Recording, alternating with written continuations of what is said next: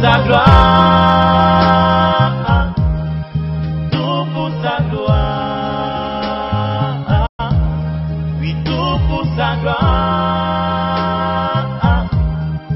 tout pour sa gloire, ma vie pour sa gloire, et bien pour sa gloire.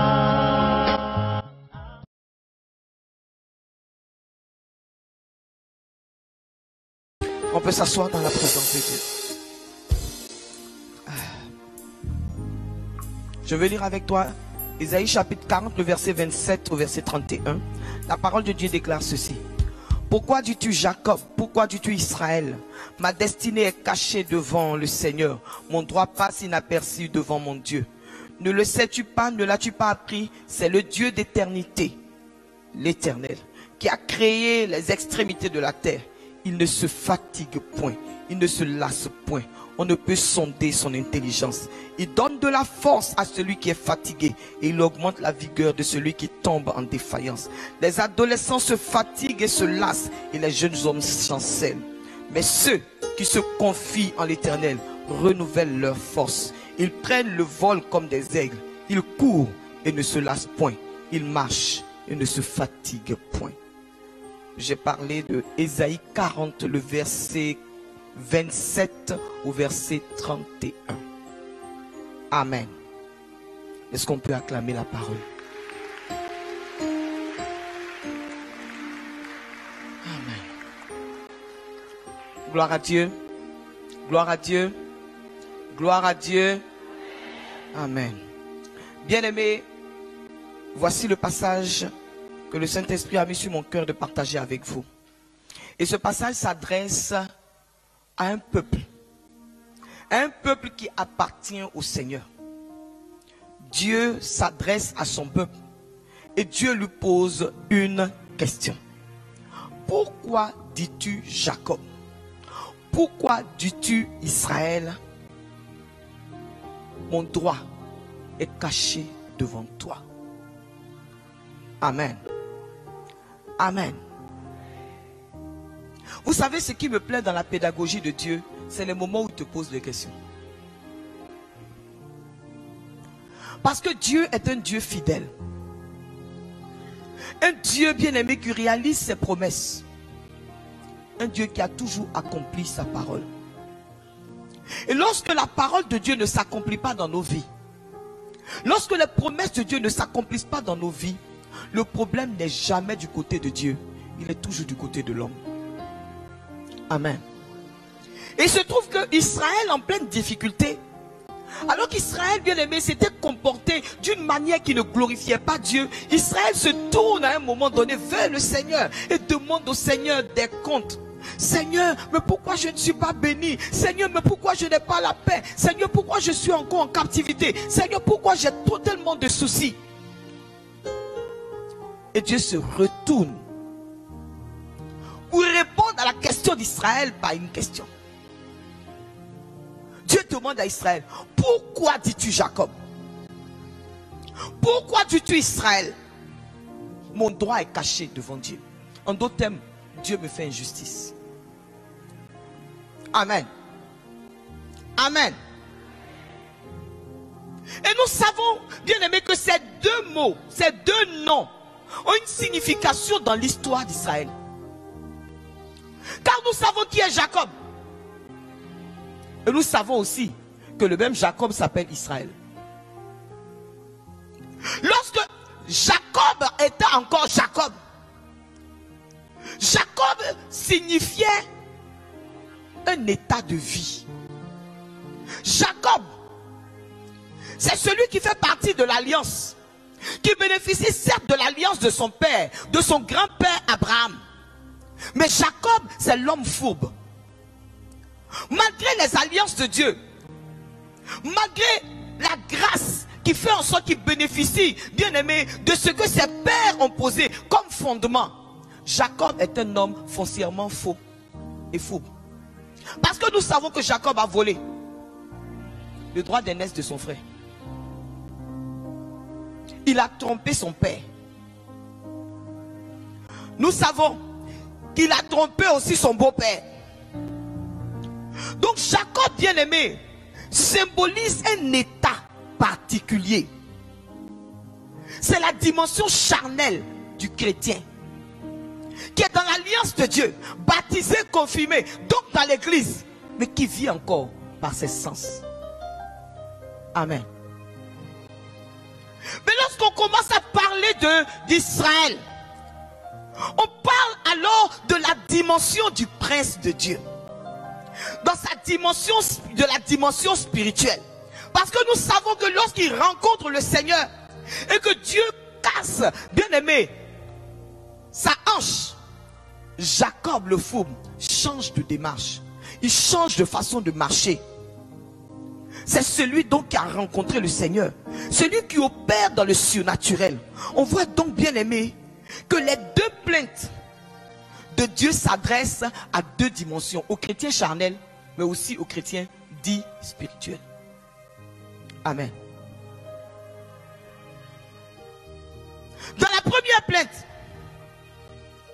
Dieu s'adresse à Jacob. Pourquoi? Parce que Jacob, lui, s'appuie sur ce qu'il voit, sur son extérieur, ce qu'il perçoit. Il voit, il vient du chrétien immature, l'enfant, celui qui est attaché à ses sens. Et c'est pourquoi, bien aimé, je veux te dire ce soir, c'est bien que chrétien, tu marches selon la chair, selon tes sens. Tu risques de te comporter comme Lot, le neveu de qui? D'Abraham, qui en regardant avec ses yeux la beauté de la verdure de Sodome, a regardé, il a dit, oh, ce vieil homme Abraham, il n'a même pas eu d'enfant en plus. Moi j'ai des enfants, j'ai une femme et j'ai des enfants et tout ça. Bon écoutez, moi c'est bon que j'aille sur le côté verdoyant. Il faut que lui il aille au contraire sur le côté désertique. Alors il dit à Abraham, son oncle lui dit, choisis où tu veux aller. La sagesse africaine aurait voulu qu'il dise, ah non tonton, tu sais, comme c'est toi qui m'as fait sortir du pays de Our en Chaldée et que je t'ai suivi jusqu'ici et grâce à toi j'ai été béni, tonton, choisis où tu veux aller. Et puis là où tu veux aller, j'irai. Ou là où tu n'iras pas, j'irai. Mais il dit à son oncle avec un air un peu hautain, bon, d'accord, nous sommes devenus trop riches l'un et l'autre pour que nous puissions vivre ensemble.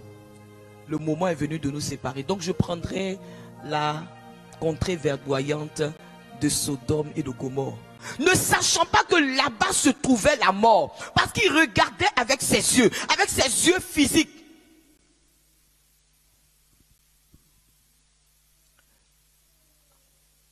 Mais je vais te dire, bien-aimé, on ne demeure pas éternellement Jacob. Nous sommes appelés à devenir Israël. La seconde plainte est adressée à Israël. Amen. Le chrétien spirituel. Celui qui marche selon les principes de Dieu. Le fidèle. Celui qui a jeûné, qui a prié, qui a fait même une offrande prophétique, qui vit sagement, mais qui depuis longtemps attend un exaucement qu'il ne voit pas.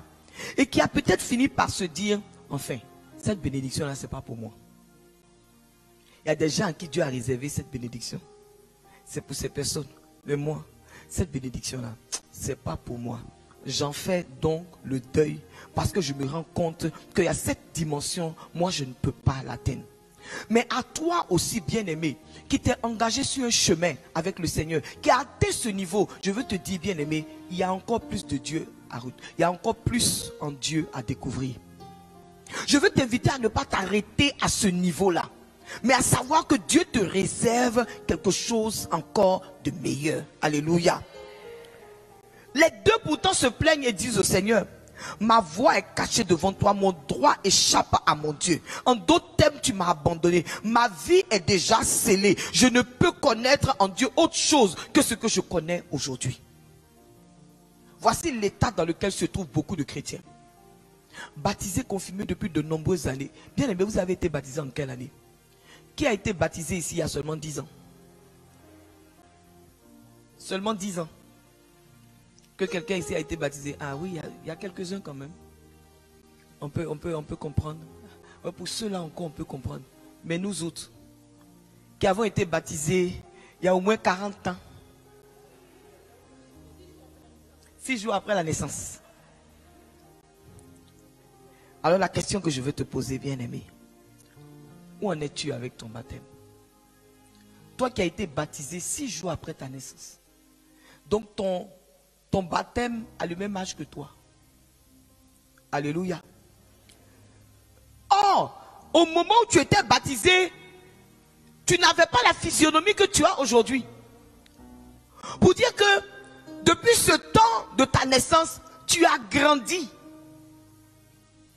Mais est-ce que ta croissance physique est allée de pair avec ta croissance spirituelle? Il y a des gens qui ont été baptisés à 40 ans, mais qui n'ont pas grandi. Ils sont restés des nains. Ils sont restés des nourrissons. Alléluia. Maranatha. Mais le verset suivant nous rassure et nous annonce une chose. Il nous dit, il donne de la force à celui qui est fatigué. Et il augmente la vigueur de celui qui tombe en défaillance. Les adolescents se fatiguent et se lassent, et les jeunes hommes chancellent. Et le verset bien-aimé nous montre qu'il y a dans la vie spirituelle divers états, diverses étapes. Et Dieu décèle ici 3 étapes particulières que je veux partager avec toi. 3 catégories. Il y a les enfants, il y a les adolescents, et il y a les hommes les matures. Ceux qui ont atteint la maturité. On nous dit que ceux-là ne se fatiguent pas. Ils ne se lassent pas. Ils ne chancellent pas. Parce que, bien aimés, même quand ils sont fatigués, Dieu se présente comme le Dieu de la force. Il augmente leur vigueur et leur donne la grâce de ne pas défaillir. La question que je vais te poser ce soir, à quelle catégorie appartiens-tu? Parce que il est important au stade où nous sommes de déterminer exactement l'étape à laquelle nous sommes. Sommes-nous restés des bébés spirituels? Parce que Galates 4 verset 1 dit, or, aussi longtemps que l'héritier est un enfant, je dis qu'il ne diffère en rien d'un esclave, quoiqu'il soit le maître de tout. Lorsque Jésus est mort sur la croix, Jésus a proclamé une parole qui nous donne la victoire. Et pendant ce temps que nous sommes en train de vivre, l'Église dans sa sagesse nous amène à reméditer ce que Jésus a fait. Et à comprendre, bien aimé, que la victoire que Jésus nous a obtenue est une victoire absolue et totale. Il n'a plus rien à faire, il n'a plus rien à ajouter. Quand il a fini, il s'est écrié, tout est accompli. Et la Bible déclare que Jésus est assis à la droite du Père. Je suis venu ce soir dire à quelqu'un une chose. Ce n'est pas parce que tu refuses de prendre ton héritage que Jésus va se lever du trône là où son Père l'a positionné. Il est assis à la droite du Père. C'est au moment de revenir dans la gloire qu'il reviendra. Mais lui, il a fini. Le reste t'appartient. Parce que tu peux avoir reçu le mandat. Tu peux avoir reçu, bien aimé, dans tes mains la lettre qui te donne ton héritage. Mais si tu ne te présentes pas dans ce lieu pour prendre les clés, bien aimé, et pour récupérer ton héritage, quelqu'un d'autre va manger ton héritage, quelqu'un d'autre va profiter de ton héritage et ta condition sera la même. Et ce passage nous montre que le Seigneur met une limite, bien aimé, aux réalisations de celui qui est un enfant. Tant que nous restons des bébés spirituels, tant que nous ne grandissons pas, bien aimés, pour pouvoir hériter de notre hérité, bien aimés, nous ne l'aurons pas. Parce que je vous dis, les bébés n'héritent pas. On dit qu'il faut attendre qu'il ait la maturité d'abord. Et tout parent sage sait qu'il ne doit pas laisser son enfant, son bébé en bas âge libre de tous ses mouvements. Nous, le moment où on en sait quelque chose, on laisse le bébé, il s'en va mettre le doigt dans la prise. On est obligé de le surveiller. Il est important que tu saches comment on reconnaît un bébé spirituel. Pour que tu saches, bien aimé, te positionner. Élément numéro 1, qui permet de reconnaître un bébé, c'est sa dépendance. Sa dépendance. C'est-à-dire qu'il est dépendant de quelqu'un d'autre. Le stade de l'enfance est celui où on est centré sur sa personne. Et vous rencontrez des chrétiens, ils sont centrés sur eux-mêmes. Même dans leur prière, ils n'ont jamais prié pour l'église. Ils n'ont jamais prié pour les prêtres. Ils n'ont jamais prié pour quelqu'un d'autre. La seule personne pour laquelle ils prient, c'est eux-mêmes. Ah Seigneur, je t'en prie Seigneur. Oh, papa, donne-moi le mari que je veux. Donne-moi la femme que je veux. Oh Seigneur, tu as vu mes difficultés financières. Seigneur, fais quelque chose. Toutes leurs prières tournent autour de leur propre vie. Tout ce qui intéresse un enfant, c'est manger et jouer. Bien aimé, vous remarquerez que tous leurs besoins sont tournés vers quoi? Les besoins primaires. Ils n'ont pas de désir spirituel. Non, non, tout ce qu'ils veulent, oui, mais je veux un mari, je veux un enfant, je veux du travail, je veux une carte de séjour, je veux ceci, je veux cela, je veux cela. Ils sont toujours en train de demander. Même à 50 ans.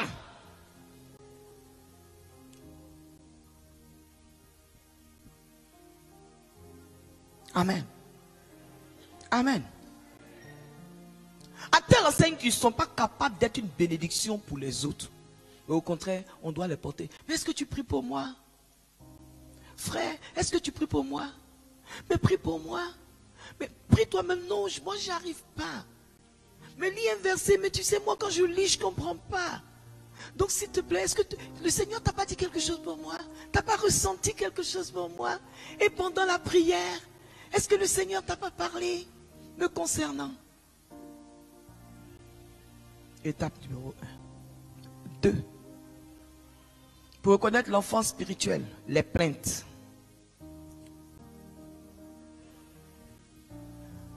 Les plaintes caractérisent l'enfant.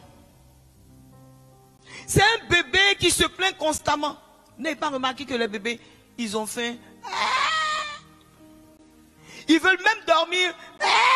Mais tu as quoi? Tu as sommeil, mais dors. Tu entends quand même. S'il a fait popo.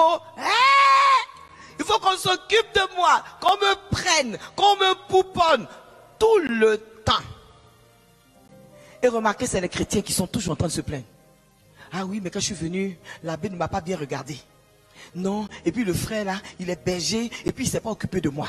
Non, et puis moi je suis venu, moi ce qui ne me plaît pas ici là, vous ne vous occupez pas des gens. On est venu à la prière, il ne s'est même pas occupé de moi. Il ne m'a même pas imposé les mains, il n'a même pas prié un peu pour moi. Mais pourquoi il ne me prend pas? Mais pourquoi il ne s'occupe pas de moi? L'abbé, il n'a jamais le temps pour m'écouter. Moi quand je veux qu'il m'écoute, il ne m'écoute pas. C'est des chrétiens qui sont tout le temps en train de se plaindre, et comme des petites vipères, ils passent là, ils jettent le venin, ils passent là, ils jettent le venin, ils passent là, ils jettent le venin. Ce sont eux qui tuent les groupes de prière et les paroisses.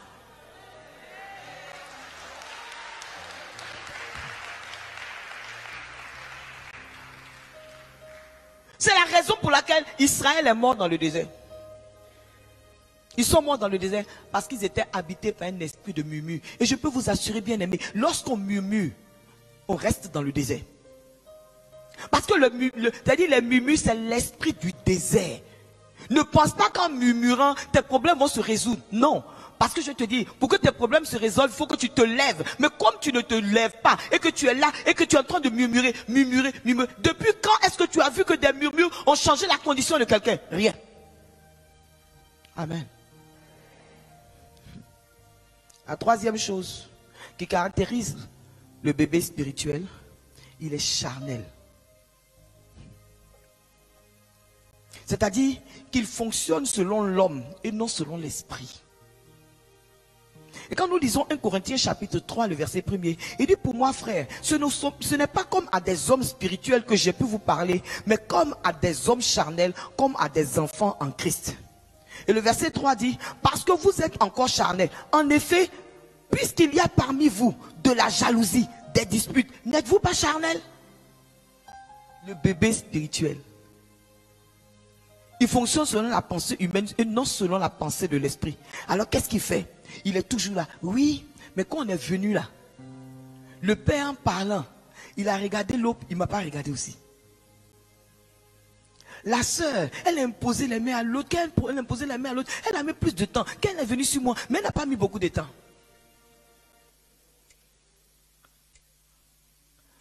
fonctionne toujours par rapport à l'autre.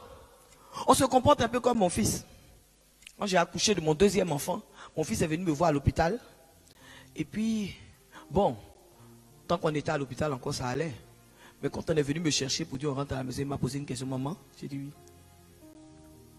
Le bébé là va quand chez lui? Oui, mais le bébé là, il va quand chez lui?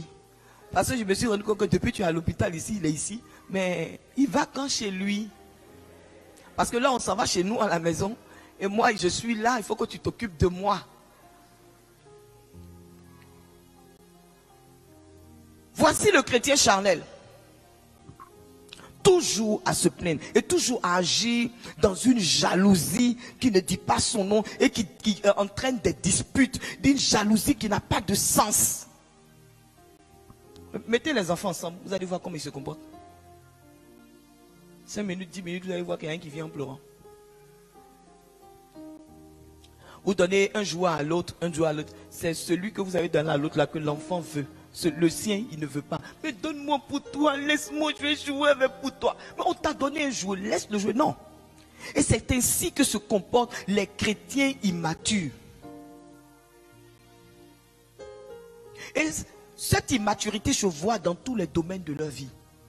Dans leur mariage, dans le travail, à l'église. Ils se cramponnent à leurs droits. C'est les chrétiens les plus légalistes. Oui, mais à l'église, on a dit que tout le monde est comme ça. Moi, je devrais avoir ceci comme tout le monde et je ne l'ai pas eu. Mais est-ce que toi, tu as le même degré de maturité que l'autre? Dieu sait ce dont l'autre a besoin. Alors, il a donné la responsabilité. Mais pourquoi? C'est pas moi qu'on a choisi. Et puis, on a choisi l'autre. Elle ne sait même pas bien lire. Et puis, moi, je sais lire. Et puis, on ne m'a pas choisi à la liturgie. Et puis, c'est elle qu'on a choisi. T'as vu quand elle est venue? Mais elle a mal lu. Hein?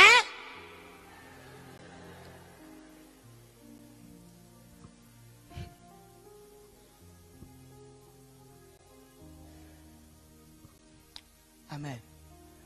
Un esprit de rivalité qui fatigue l'église, qui fatigue les groupes de prière, qui fatigue dans les communautés, qui nous fatigue tous, bien-aimés. Pour te dire une chose, lorsqu'un enfant est petit, on supporte. Parce qu'on dit que son état est transitoire. Il va grandir.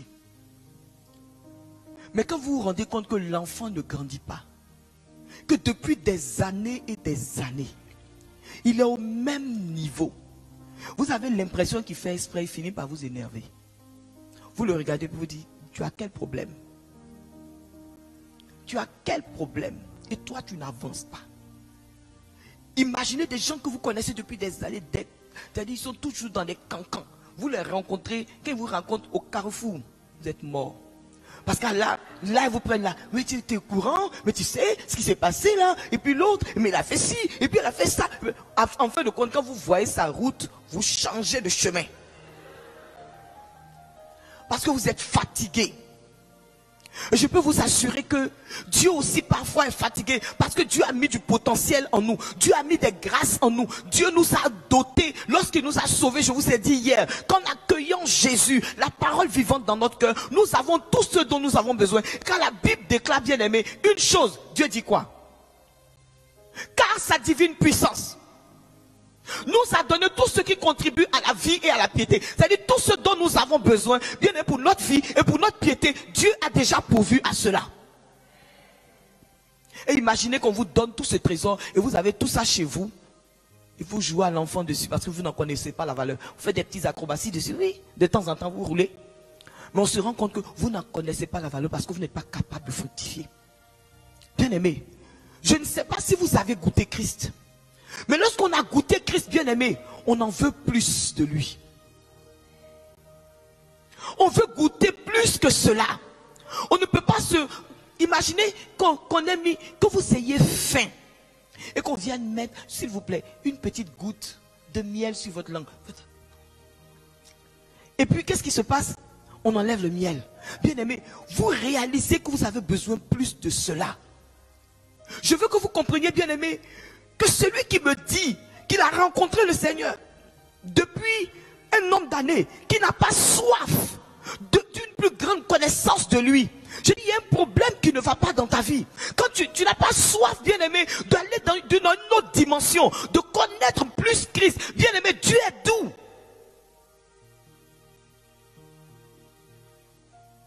J'ai une de mes filles qui m'a appelé un matin. À 5 heures du matin, je lui parlais tellement du Seigneur. Je lui parlais du Seigneur. Et puis je lui disais, va au Saint-Sacrement, va au Saint-Sacrement, va adorer. Et elle a commencé à prendre, elle allait et elle sentait sa gloire, elle sentait sa présence. Elle était tellement emballée. Je dis qu'un matin, elle est sortie de sa maison à 4 heures du matin. Elle est partie devant le Saint-Sacrement. L'église était fermée. Et puis bien que l'église soit fermée, elle s'est mise à genoux là. Et elle sentait sa présence. Et quand elle est sortie de là, il n'était même pas encore jour. Elle a pris son téléphone, elle m'a appelé. Ah, boulot, maman. J'ai dit, oui, Viviane, qu'est-ce qu'il y a? Je pensais qu'elle avait un problème. En pleurant, elle dit, maman, tu m'as dit que Dieu était bon. Mais tu ne m'as pas dit qu'il était doux comme ça. Mais Dieu est doux.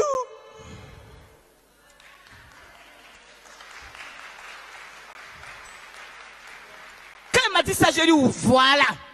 Elle a été touchée par le virus. Bien aimé, tu ne peux pas goûter Dieu et te contenter des miettes. Tu ne peux pas goûter Dieu et ne pas vouloir plus de lui. Je me souviens qu'un jour, j'étais tellement affamé de Dieu. J'avais des livres, j'avais des ceci, des encyclopédies. Moi, je suis professeur de lettres. Donc, imaginez, moi, j'adore les livres. Donc, imaginez un peu. Livre sur livre. J'en ai peut-être 2500 ou 3000. Qu'est-ce que j'ai fait? J'ai dit, j'en avais marre. J'ai jeté tous les livres. J'étais comme ça au milieu des livres. J'ai dit, Jésus, c'est toi que je veux. J'en ai marre de tous ces livres. C'est toi que je désire.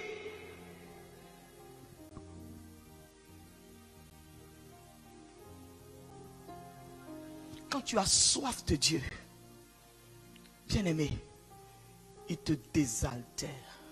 Parce qu'il a dit, venez à moi, vous tous qui êtes chargés. Vous te dites que celui qui a soif, qu'il vienne. Bien-aimé, si tu n'as pas soif, tu ne l'auras pas. Si tu n'as pas soif, bien-aimé, tu ne sentiras pas. Si tu n'as pas soif, tu n'auras pas envie de boire. Même si on te donne à boire, tu vas boire juste un peu et tu vas te déposer. Mais quand tu as soif, plus tu as soif, plus tu bois, plus tu as soif.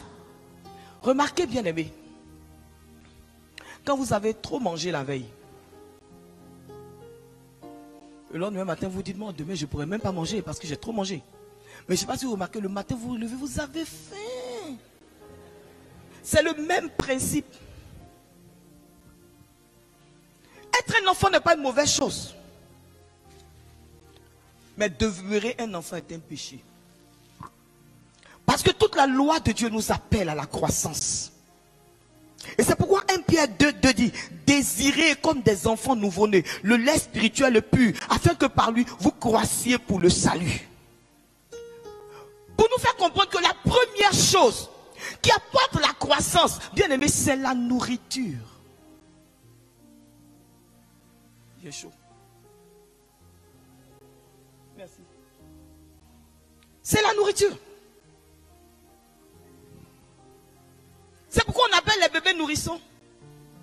Je disais, il y a chaque 2 heures, ils mangent pour pouvoir croître. Je veux te dire que la nourriture de l'âme, c'est la parole de Dieu. C'est la consommation de la parole de Dieu qui nous fait grandir spirituellement. La nourriture nous communique les nutriments dont nous avons besoin pour grandir. Nous devons donc de la même manière que les nourrissons bien-aimés nourrir notre corps, que nous nourrissons notre corps, nous devons nourrir aussi notre âme. Or l'âme ne se nourrit, bien-aimé, que de ce qu'il reçoit comme parole. De ce qu'elle reçoit comme parole. Et c'est pourquoi nous devons lire et méditer la parole. Parce qu'elle contient, bien-aimés, les éléments dont vous avez besoin pour développer votre âme. Jacques chapitre 1 verset 21 dit, c'est pourquoi rejetant toute souillure et tout excès de malice, il dit, recevez avec douceur la parole qui a été plantée en vous et qui peut vous sauver vos âmes. Alléluia. Ah, Maranatha. Amen. Pendant que j'étais en train de prier, pour ce moment, le Saint-Esprit me disait, il y a beaucoup de personnes qui sont en retard sur leur croissance. Des gens qui auraient dû être à un certain niveau, mais qui sont encore trop en retard. Trop de retard dans leur croissance et ça pose problème. Comme un enfant a besoin de grandir pour devenir adulte, un chrétien doit évoluer pour atteindre la maturité spirituelle. Et le Seigneur, comme un bon père, a pourvu à tout ce dont nous avons besoin. Être adulte, être mature, bien aimé, ce n'est pas seulement avoir un ensemble de connaissances théologiques, une tête bien pleine, mais c'est agir d'une manière responsable. C'est-à-dire, non seulement tu te nourris, mais il y a une application de ce que tu reçois. 1 Corinthiens chapitre 14 verset 20 dit, mes frères, ne soyez pas des enfants pour ce qui est du jugement. Pour ce qui est du mal, soyez des enfants, mais pour ce qui est du jugement, soyez adultes.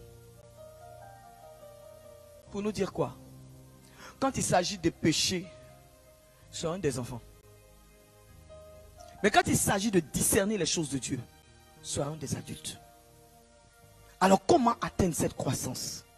Je l'ai dit tout à l'heure, il faut se nourrir. Il faut se nourrir. Et je veux vous dire, bien aimé, quel que soit l'état dans lequel vous êtes aujourd'hui, tourne-toi avec ton voisin, dis-lui, c'est encore possible. Non, dis-lui, c'est encore possible. Dis-lui, c'est encore possible. Amen. Parce qu'en Marc chapitre 10, verset 27, le Seigneur s'adressant au jeune homme riche, à Pierre qui lui a posé la question de savoir, mais qui peut être sauvé? Il lui a dit quoi? Il dit aux hommes, c'est impossible, mais à Dieu, tout est possible. Vous savez, le plus grand miracle, c'est la conversion. Parce que nous quittons notre état de pécheur et nous revenons à la vie de Dieu. Et c'est pourquoi la Bible nous invite à chercher d'abord le royaume et sa justice pour que tout nous soit donné de surcroît. Et Dieu demeure fidèle à sa pédagogie. Si nous avons reçu Jésus, alors, bien aimé, tout peut être donné. Tout peut nous être donné. Parce qu'Éphésiens chapitre 1 verset 2 dit, béni soit Dieu, le Père de notre Seigneur Jésus-Christ, qui nous a bénis de toutes sortes de bénédictions spirituelles dans les lieux célestes en Christ. Il dit, nous sommes bénis et nous avons tout obtenu en Christ. En lui, nous sommes sauvés, nous sommes dans le ciel, nous sommes rapprochés de Dieu, nous avons les bénédictions financières, nous sommes pardonnés, nous sommes justifiés, nous sommes réconciliés, nous sommes ressuscités même avec lui et nous sommes assis à la droite du Père.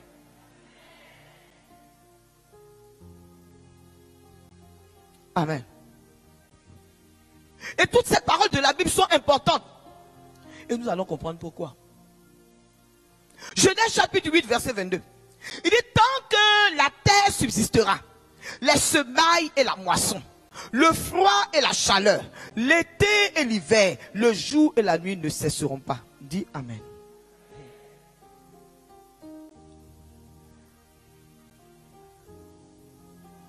Tant que la terre existera, il en sera ainsi. Pour te dire, bien aimé,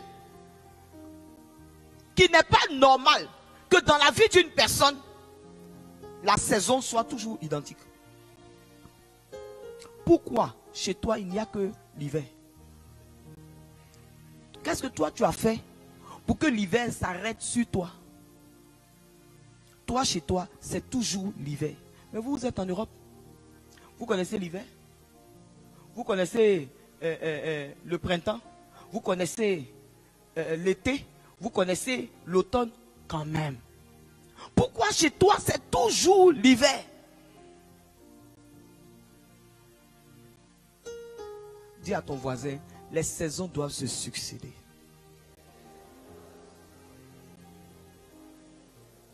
C'est pourquoi, bien aimé, prophétiquement je veux t'annoncer une chose. Si jusqu'à ce jour, il n'y a eu que l'hiver dans ta vie, je proclame au nom de Jésus un changement de saison sur ta vie au nom de Jésus. Je proclame qu'à compter de ce jour, c'est une nouvelle saison qui s'ouvre pour toi. De sorte que tu expérimentes autre chose et dans tous les domaines de ta vie. Alors la question qu'on se pose, mais pourquoi chez certaines personnes il n'y a que la nuit? Puis il n'y a que l'hiver. Or, la Bible dit que Dieu crée le bonheur et il crée l'adversité. Mon Seigneur, vraiment chez moi tu as commencé par l'adversité, mais crée un jour le bonheur. L'ordre établi ici est simple. Parce que du point de vue naturel, il n'y a pas de fruit sans semence. Est-ce que tu comprends? Il a dit tant que la terre existe, il va y avoir des saisons. des semailles, il va avoir des récoltes. N'est-ce pas? Mais toi, pourquoi tu n'as jamais de récolte? Mais parce que tu n'as jamais semé. Ça va être toujours l'hiver pour toi. Mais si tu ne sèmes rien, tu vas récolter quoi? Rien. Oh, qu'est-ce que tu dois semer? Galates chapitre 6, verset 7 te répond. Ne vous y trompez pas. On ne se moque pas de Dieu. Ce qu'un homme aura semé, il le moissonnera aussi. Et Luc chapitre 8, verset 11 dit, la semence, c'est la parole.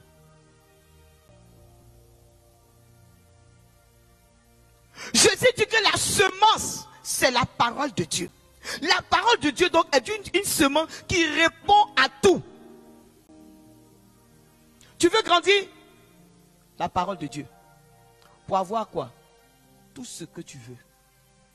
La parole répond au salut, à la guérison, à la santé, à la délivrance, à la prospérité, à la longévité, au bonheur, au bien matériel. La parole de Dieu répond à toutes les questions de la vie. Et si un homme refuse la parole de Dieu, bien aimé, il va mourir dans son péché. Il va rester sous la domination de la maladie, de la pauvreté. Matthieu chapitre 7 verset 20 dit, c'est donc à leurs fruits que vous les reconnaîtrez. Sachez que si quelqu'un jouit de la prospérité et de la bénédiction de Dieu, c'est qu'il a reçu une parole concernant ces choses. Bien aimé, tu ne peux pas grandir, tu ne peux pas prospérer si tu ne t'attaches pas à la parole pour voir les fruits de la parole se manifester dans ta vie. Et voir ces fruits arriver à maturité, puisqu'on parle de maturité et de croissance. La semence naturelle a besoin d'une terre fertile. Et il en est de même pour la semence spirituelle. Dans la parabole du semeur, Jésus dit, Luc chapitre 8, verset 15, il dit, ce qui est tombé dans la terre, ce sont ceux qui, ayant entendu la parole, avec un cœur honnête et bon, la retiennent et portent du fruit avec persévérance. Dis Amen. Aïe, aïe, aïe. Bien aimé, tu veux grandir dans ta marche avec Dieu. Tu veux voir, bien aimé, une promesse de Dieu se réaliser dans ta vie. Bien aimé, tu as besoin d'une parole qui corresponde au miracle que tu attends. Je disais à quelqu'un tout à l'heure, la parole de Dieu c'est la semence du miracle. Il me dit, attends, comment ça se fait que ces choses-là se manifestent dans ta vie? J'ai dit, parce que tu sais, moi je ne suis pas intelligente. Ce que j'aime là, c'est ce que Dieu a dit. Quand Dieu a dit, non, il devient quelque chose. Bien aimé, j'écris. Et puis j'écris, et puis je colle sur le plafond de ma chambre. À gauche, à droite, devant, derrière. Quand je rentre comme ça dans la chambre, je vois le verset et puis je récite. Je vais à gauche, le verset, je récite. Je vais à droite, le verset, je récite. Et regarde, quand je suis couché comme ça, je vois le verset et je dis, oh Seigneur. Alors au fur et à mesure, bien aimé, que je prie le verset, vous savez, pour que vous puissiez rentrer dans la grâce et croître et tirer le fruit de la semence qu'est la parole, pour pouvoir grandir spirituellement, bien aimé, il faut marcher. C'est la méditation de la parole. Tu peux prendre une pomme, tu la casses, c'est vrai, tu casses un morceau de, tu mets dans ta bouche et tu fais, tu lapes, tu ne croques pas, tu lapes, tu suces un peu puis tu déposes. Est-ce que tu penses réellement que les nutriments qui se trouvent dans la pomme te seront bénéfiques? Parce qu'on dit de manger, il y en a qui disent, moi je lis, je ne comprends pas. Moi je n'ai pas besoin de lire beaucoup de versets, mais ce que j'ai lu, je sais que je l'ai lu. Alors le verset, je le récupère. Je vous ai dit hier, j'ai prié avec un verset de Tabou à San Pedro. Parce que quand je prie le verset, bien aimé, et que je l'ai saisi, c'est comme un os pour un chien. Seigneur, j'enlève la substance, j'ai dit la moelle, j'ai dit qui se trouve dans le verset. Je commence à prier le verset. Je dis, Seigneur, ta parole déclare. Je dis, tu as dit, Seigneur, ce n'est pas la parole d'un homme, mais c'est ta parole. C'est toi qui as dit, Seigneur, je répète le verset, je prie le verset. Au fur et à mesure que vous priez le verset, vous allez vous rendre compte, bien aimé, que le verset commence à devenir vivant. il n'est plus le verset qui est écrit dans l'écriture, mais il est un verset, une promesse de Dieu qui s'attache à votre vie. À cet instant-là, nous sommes bien aimés dans Habakkuk, parce qu'il a dit, même si la prophétie tarde, même si la parole tarde, il dit qu'est-ce qui va se passer? Il dit ouais, quand tu commences à lire la prophétie, comme tu répètes la prophétie, quand tu relis la prophétie, quand tu pries la prophétie, quand tu prophétises la prophétie, il dit qu'est-ce qui se passe? Elle se met en marche, elle commence à courir, elle commence à marcher, elle commence à se réaliser dans ta vie. À ce moment-là, bien-aimé, j'ai dit, le feu de la parole commence à pénétrer ton corps. J'ai dit, les gens vont te parler, tu les regardes, tu dis, je ne sais pas comment ça se passe. Mais moi, je sais une chose, c'est que l'Éternel, le Dieu que j'adore m'a dit, il a dit, et il va le réaliser. Comment ça va se faire? Je ne sais pas. Comment ça se réalisera? Je ne sais pas. Bien-aimé, vous savez, dans l'histoire de quelqu'un, il y a toujours des drames.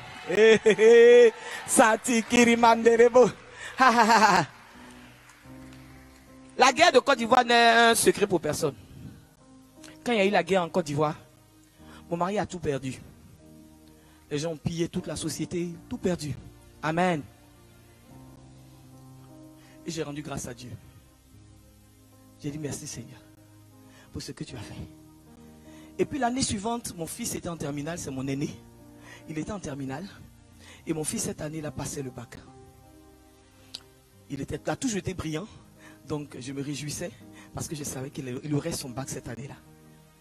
Mais l'année qui suivait devait être une année électorale. La question que je me posais, mais qu'est-ce qui va se passer? Après tout ce qui s'est passé, les élections encore, mon fils va perdre une année, alors que c'est un enfant brillant, je ne veux pas qu'il perde. Mais papa ne travaille pas. Je suis seul à assurer les charges. Mais je fais comment, Seigneur? Et j'étais en train de prier pendant qu'on passait, quand mon fils a eu le bac. En même temps que j'avais la joie, je disais merci au Seigneur. En même temps, il y avait les pleurs. Parce que je disais au Seigneur, mais qu'est-ce que je vais faire? Où mon fils va aller? Qu'est-ce qu'il va devenir? Et puis je me suis rappelé, pendant que j'étais en train de prier, le Seigneur me dit, prends la parole. Prends la parole. Prends la parole, Yvette. Prends la parole. Puis je prends la parole. Et puis j'ouvre la parole. Et quand je lis la parole, il lit Ésaïe 54, verset 10. Je prends Ésaïe 54, verset 10. Il est écrit. Il est écrit. L'engagement que j'ai pris d'assurer ton bonheur sera inébranlable. Alors je me suis levé. J'ai dit, tu as dit que tu prenais l'engagement, Seigneur, d'assurer mon bonheur. Tu as dit que cela serait inébranlable. Je ne sais pas comment ça va se passer, mais moi j'ai confiance en toi. J'ai laissé mon fils là. On n'avait pas encore sorti les affectations, rien. Puis je suis allé aux États-Unis pendant 1 mois pour prêcher l'évangile. Pendant que j'étais aux États-Unis, avec la soeur avec laquelle j'étais là, je dis, Nathalie, vraiment on rit, on s'amuse bien, tout ça, mais en même temps, il y a cette affaire de mon fils. Et chaque fois mon verset d'alliance, c'était ça. Et Dieu me disait, tu vois ma fille, moi je suis un Dieu d'alliance, je suis un gardien d'alliance. Ce que ma bouche a dit, m'a mis à la capacité de le réaliser. Alors bien aimé, au lieu de m'affaisser, de tomber, de me décourager, bien aimé, la parole était là pour me tenir debout. Elle était là pour me dire, non Yvette, tu ne chancelles pas. Tu sais pas comment ça va venir. La Bible dit qu'il n'y a pas eu de vent. Il dit, il n'y a pas eu de pluie. Mais il n'y a rien eu. Il n'y a rien eu qui annonçait même que la pluie allait venir. Mais Élie a dit, préparez-vous parce qu'il y a une pluie qui vient. Élie a dit, parce que l'Éternel lui a parlé, il dit, il y a une pluie qui vient. Il ne sait pas comment ça va se faire, mais il sait que la pluie va venir. Bien aimé, à cet instant, bien aimé, j'ai commencé à avoir la paix dans mon cœur. Et un jour, à quelques jours de notre retour, on allait dans une ville d'à côté. Et puis on était à la gare. Et puis mon portable sonne. Je prends mon portable. Allô? Bonjour madame. C'est madame Niamke? Oui. Écoutez, demandez à monsieur Niamke Paul Samuel de venir, de passer à nos bureaux d'aide demain matin. Il a reçu la bourse de la coopération tunisienne. Il dit, ah, merci Seigneur. Un de moins. Je bénis Dieu, Seigneur, tu es bon, tu es bon. Il dit, ma fille, reste tranquille, je viens. 1 heure de temps après, le même jour. Allô, bonjour madame, bonjour. Excusez-moi, je ne suis pas en Côte d'Ivoire, je suis loin. Oui, mais juste pour vous dire, de demander à M. Niamke de se présenter parce qu'il a eu la bourse de la coopération marocaine. Ça fait 2 bourses. Amen.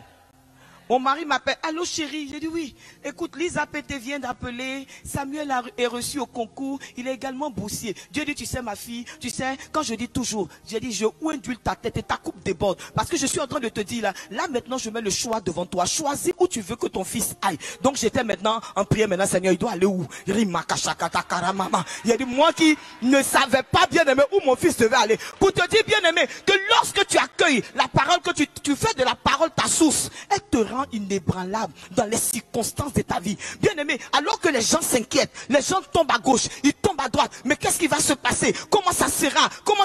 Il a dit, tu es calme et serré comme un enfant qui a tété et qui est couché sur les seins de sa mère. Parce que tu sais que la parole sous-tend l'univers. Parce que tu sais que la parole, bien aimé, c'est la promesse de Dieu. Ce n'est pas sorti de la bouche d'un homme. Donc tu es inébranlable. Quand les gens s'inquiètent, tu dis restez tranquille. Vous ne savez pas que j'ai un Dieu et que ce Dieu-là va se lever. Quand il se lèvera, les choses vont se passer. Quand il se lèvera, les choses vont se réaliser. Je n'aurai pas à parler. En lisant la parole, bien aimé, elle fortifie notre foi.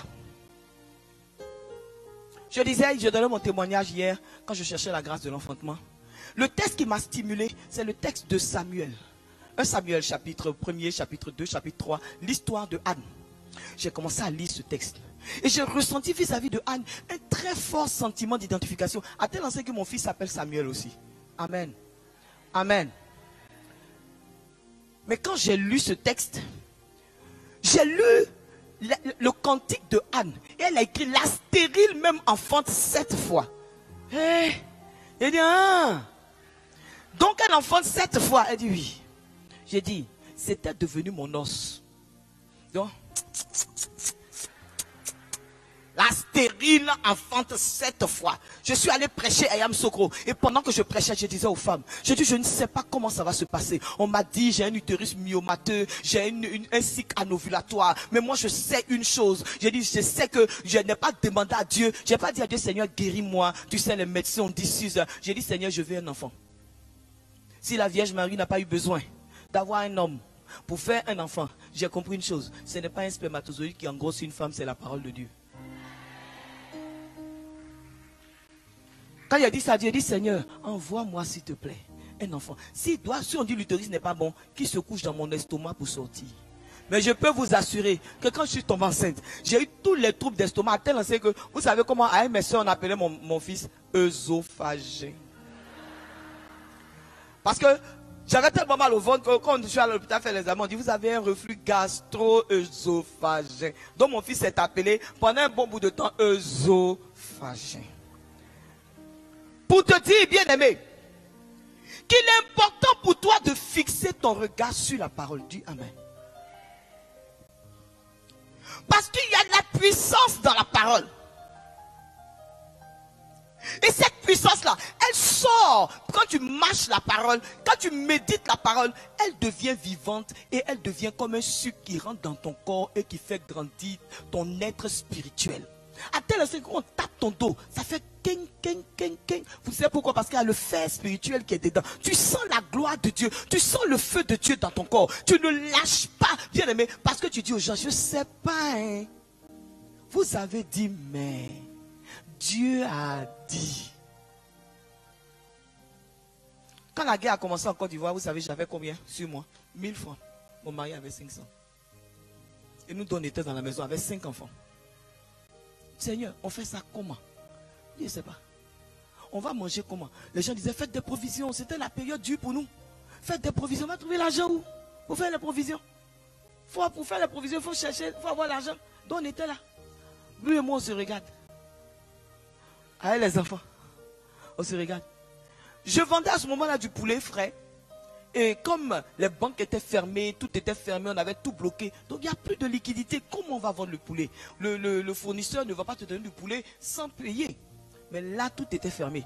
Et puis qu'est-ce qui se passe? Moi, j'ai arrêté le commerce. Et coup de fil prophétique. Allô, Yvette, tu as du poulet? J'ai dit non, je n'ai pas de poulet. Ah, mais nous, on a besoin, ici, on n'a pas à manger, on a besoin de 100 poulets. Ah, ça, c'est une manne descendue de quel ciel? Bon, Seigneur, là, vraiment, je ne sais pas comment on va faire. Mais toi, Dieu, tu es Dieu. Comment tu vas faire? Tu fais. Et puis, je prends mon téléphone, j'appelle mon fournisseur. Allô, l'a dit. C'est Madame Yamke. Mais je n'ai pas de poulet. Il y a des gens ici qui me demandent du poulet sans poulet. Il dit, bon, écoute, c'est dur, hein. On ne peut pas sortir, mais on va essayer de te trouver du poulet. Il dit, ah, d'accord, envoyez-moi le poulet. Et qu'est-ce qui se passe? On me charge 200 poulets pour venir. Les rebelles ont arrêté les gens. Ils ont pris le poulet, ils ont cassé, de tirer sur le véhicule. Et heureusement, ils n'ont pas tué les gens. Ce jour-là, j'ai failli mourir. Quand j'ai su qu'ils avaient attaqué le véhicule, je me suis assis par terre. Seigneur, ça c'est ma cupidité qui a fait. Hein? Quelle histoire de vol poulet au milieu de la guerre. Seigneur, prends pitié. Il dit, ma fille, si j'ai envoyé Élie, au temps d'Élie, un corbeau pour aller prendre la nourriture, pour venir donner à Élie, ce n'est pas toi, ma servante, que je vais négliger. Parce que je te dis, au moment où on dit, il allait chercher un gâteau. Est-ce que vous comprenez la parole prophétique? On dit, le corbeau allait chercher un gâteau pour venir donner à Élie, pour venir manger. J'ai dit, mais attends. Mais en ce temps-là, en pleine famine, excusez-moi, qui pouvait manger un gâteau sinon le roi?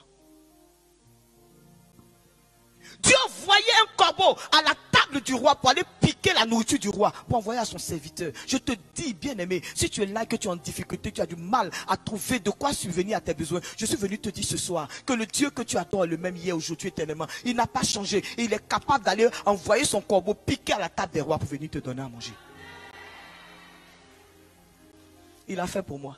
J'ai vendu des poulets sans avoir un centime dans mes mains pendant toute la guerre. Je dis combien de temps la guerre a duré. Tous les jours on m'envoyait du poulet. Le matin, on va chercher les poulets. 200 poulets, 300 poulets. J'ai vendu peut-être 1500 poulets. Bien aimé, quand on a fini la guerre, j'étais à la maison, je n'avais pas bougé de la maison. Mais non seulement j'avais l'argent pour payer entièrement tous les poulets qui avaient été pris, mais j'avais un des mêmes bénéfices de plus d'1 million.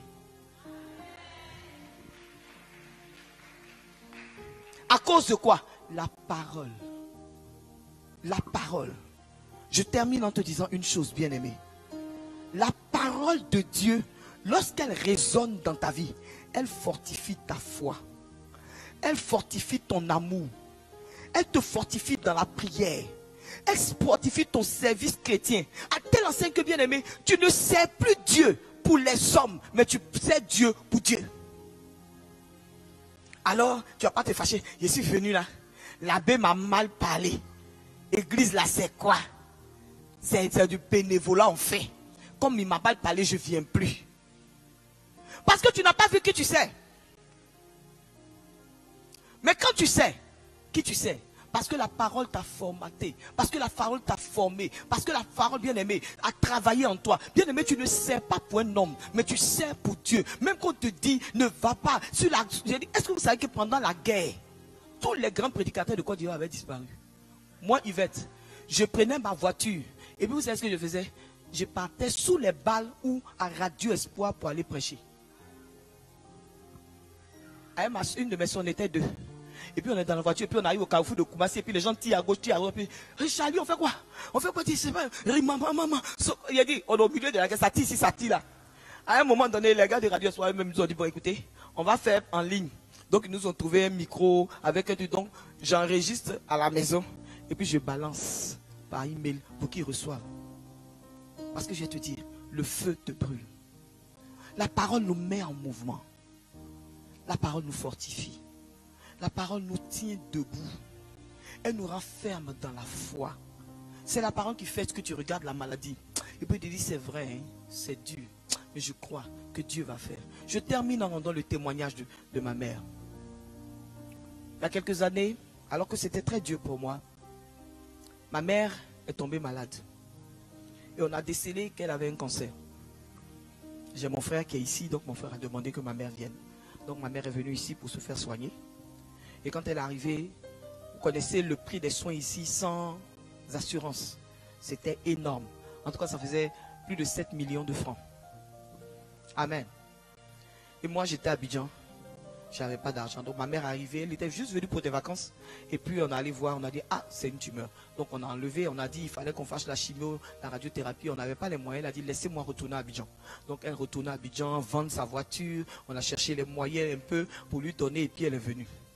Mais ce n'était rien par rapport aux moyens, aux soins qu'elle devait avoir ici. Ça couvrait juste les interventions parce qu'elle était retournée, elle avait fait 4 mois au moins à Abidjan. Donc il fallait qu'elle retourne encore, il fallait refaire les interventions.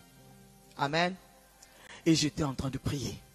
Et je priais, et je priais parce que je disais au Seigneur, c'est pas normal, ma mère, une femme seule, elle nous a élevés. Au moment où elle finit, l'année où elle a pris sa retraite, c'est l'année là qu'elle a eu le problème. J'ai dit, mais à peine elle sort du travail, maintenant qu'elle doit se reposer, c'est à ce moment-là que la maladie arrive. Seigneur, on fait quoi?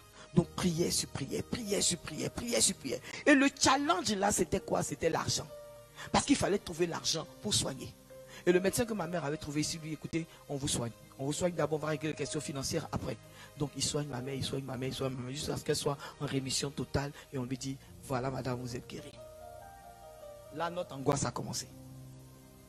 Parce qu'elle a fini là. Voilà, est-ce qu'ils ne vont pas la prendre en otage ici? Parce que là, on n'a pas d'argent pour payer. Donc on fait quoi? C'est dans le pays des Blancs. C'est pas en Afrique qu'on est venu dire, bon écoutez, pardon, s'il vous plaît. Mais, donc qu'est-ce qui se passe? On prie et puis, chose merveilleuse. Le médecin appelle ma mère et puis dit à ma mère, rentrez chez vous. Elle dit quoi? Il dit, je dis, rentrez chez vous. Rentrez chez moi. Bon, et la facture? Il dit, madame, je ne vous ai pas demandé quoi que ce soit. Je dis, rentrez chez vous. Ma mère est rentrée. Je veux bénir Dieu pour la vie de ce médecin. Pour cet homme qui a laissé le Saint-Esprit toucher son cœur. Parce que je sais quelle prière j'ai levée vers Dieu. Et je sais que Dieu a entendu ma prière. Et Dieu a touché son cœur. À cause de cela, la France est en bonne et due place sur ma liste d'intercession. Parce que je dis, un des fils de la France a fait du bien. Et la Bible dit, tous ceux qui ont fait du bien à Abraham, ils ont eu la bénédiction. Il dit à Dieu, tu as dit celui qui reçoit un prophète en qualité de prophète, qui reçoive la récompense du prophète. Je prie que la récompense s'attache à la vie de cet homme de génération en génération. Et je veux te dire, bien-aimé, que Dieu opère au travers de sa parole. Ainsi, il n'y a rien d'autre, il n'y a pas de secret. Tout se trouve dans la parole. Et quand tu vas t'approcher d'elle, que tu vas la saisir, que tu vas la lire, avec l'éclairage du Saint-Esprit, tu vas progresser. Et tu vas te rendre compte que tu n'auras pas besoin chaque fois d'appeler un frère pour lui dire, prie pour moi.